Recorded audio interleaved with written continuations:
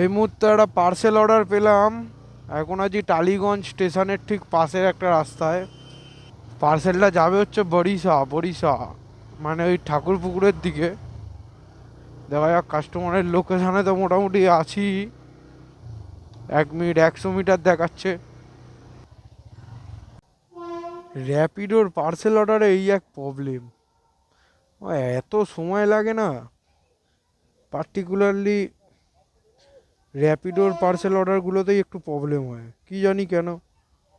ইনড্রাইভের parcel অর্ডারে এত problem হয় না। সে কাস্টমারকে কখন ফোন করলাম, কাস্টমার বললো আসছি, এখনও আসার নাম নেই।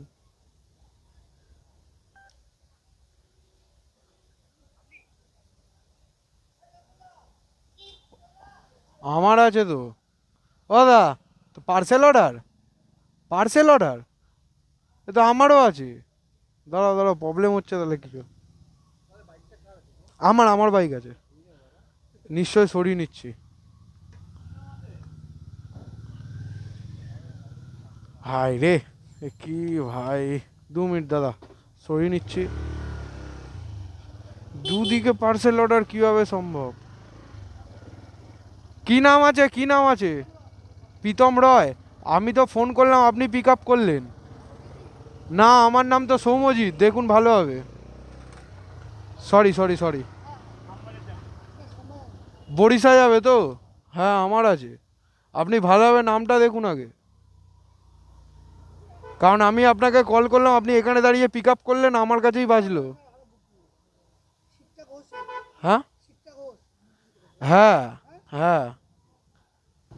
কনফিউজটা ওনার জন্যই তৈরি হলো, কারণ উনি যখন ফোনটা পিক আপ করলেন, উনি এই পাশে তাকিয়েই বললেন যে আপনার, এবার উনিও দেখছি ঘাড় নাড়ছে। কি আজব, ঠিক আছে, মিস কনফিউজ হতেই পারে, কনফিউশন। ফাইনালি পার্সেল তো পেয়ে গেছি।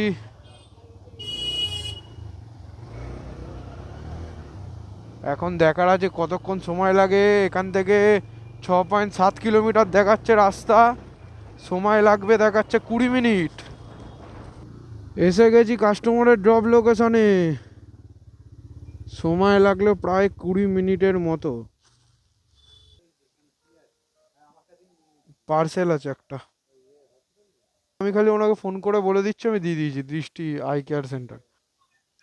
হ্যাঁ বলছি, একজন, আপনার নামটা কি স্যার? রাজু বলে একজন ছিলেন তো, ওনাকে দিয়ে দিয়েছি, ঠিক আছে। ঠিক আছে।